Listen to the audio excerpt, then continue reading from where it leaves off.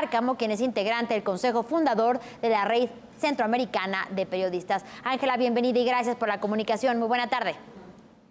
Muy buenas tardes, Elena, y un gusto saludar a la audiencia de Ciudad de México. Para nosotros, Ángela, pues como respuesta a los constantes riesgos del periodismo independiente y comprometido, se anunció la creación de la Red Centroamericana de Periodistas. ¿Con qué objetivo y cuál será su función?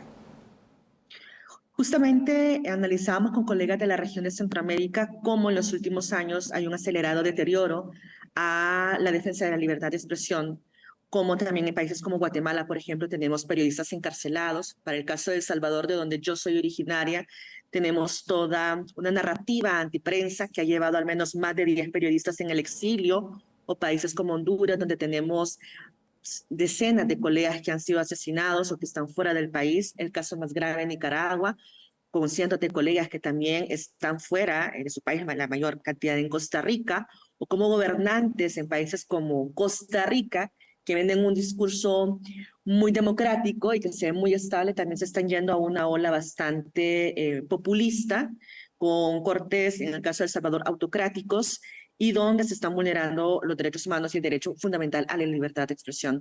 En ese contexto, analizamos con colegas de la región centroamericana la importancia de poder articularnos en un espacio, en una red que hoy por hoy se llama Red Centroamericana de Periodistas. ¿Qué buscamos con ello? Articular esfuerzos justamente en la defensa por la libertad de prensa y el ejercicio periodístico y la libertad de expresión, en cómo atender de forma oportuna la atención de casos de colegas que necesitan salir del país, asistencia legal, el acompañamiento también de colegas en que se sigan fortaleciendo en el poder hacer investigaciones periodísticas conjuntas en la región de Centroamérica. Eso es un poco por los planes en donde estamos surgiendo esta red, que está conformada por colegas de Guatemala, Honduras, Nicaragua, Costa Rica, El Salvador. Para poder entender la importancia de la creación de una red con estas características, cuéntanos a qué retos se enfrenta el periodismo independiente en la región latinoamericana y en especial, como bien nombrabas, los países de Centroamérica. Sí. A ver, Elena, lo que está sucediendo en Centroamérica es que hay toda una narrativa antiprensa y desgraciadamente los gobiernos, lejos de promover el respeto a la libertad de expresión, son los primeros en vulnerar los derechos del ejercicio periodístico. A nivel centroamericano hemos encontrado puntos en común, desgraciadamente, como es el tema del acoso digital, el cerco económico. Hay gobiernos que están utilizando el tema de la pauta publicitaria gubernamental como un tema de castigo para los medios de comunicación, o estamos encontrando amenazas, seguimientos, bloqueos permanentes al tema de las fuentes de información que hacen más difícil poder hacer el trabajo periodístico.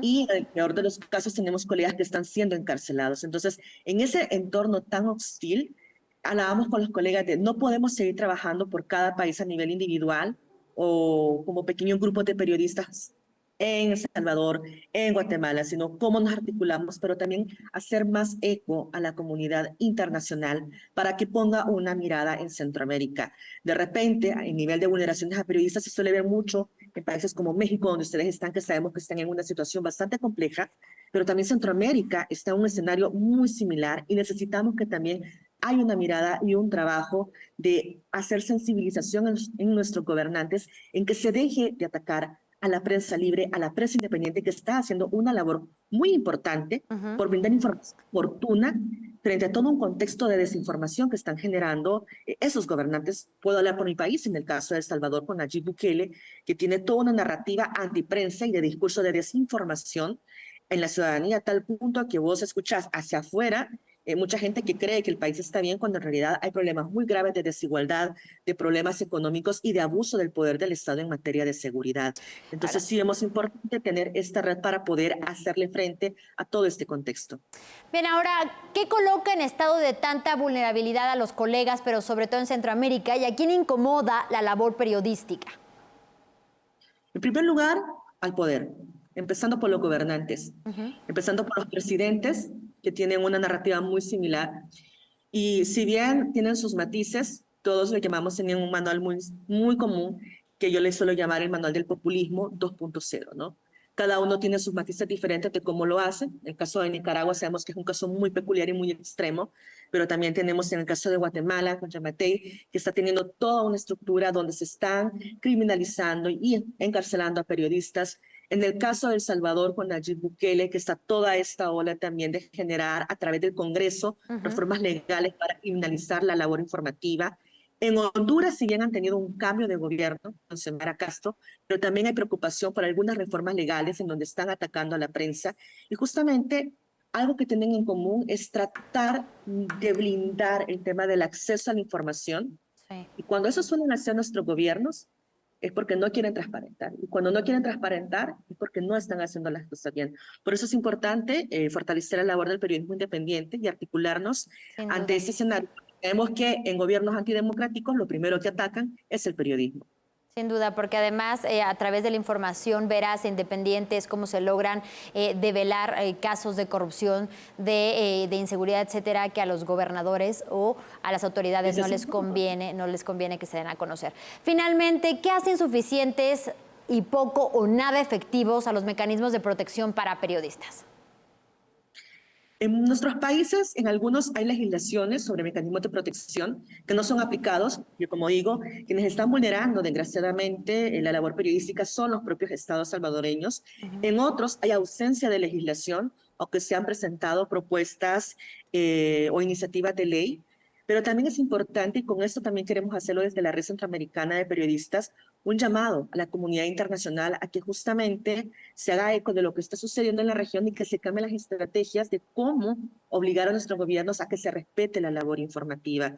Nosotras también estamos sistematizando mucho el tema de los casos y el de poder articular también información para organismos internacionales o activar mecanismos como el Sistema de Naciones Unidas a través de la UNESCO o de la OEA a través de la Relatoría de Libertad de Expresión para hacer estos llamados y que se cambien las dinámicas de cómo hacer llamados oportunos a los gobiernos para que se deje de hacer este tipo de hostigamiento contra la prensa, sobre todo la prensa libre e independiente. Ahí está el llamado claro para que se entienda que para los periodistas el silencio no es una opción. Muchísimas gracias, Angélica Cárcamo, integrante del Consejo Fundador de la Red Centroamericana de Periodistas, por la comunicación. Sabemos que finalmente ustedes están en el segundo día de este congreso después de la presentación ayer de la creación de la red. Gracias y muy buena tarde. Ustedes, Elena. Buenas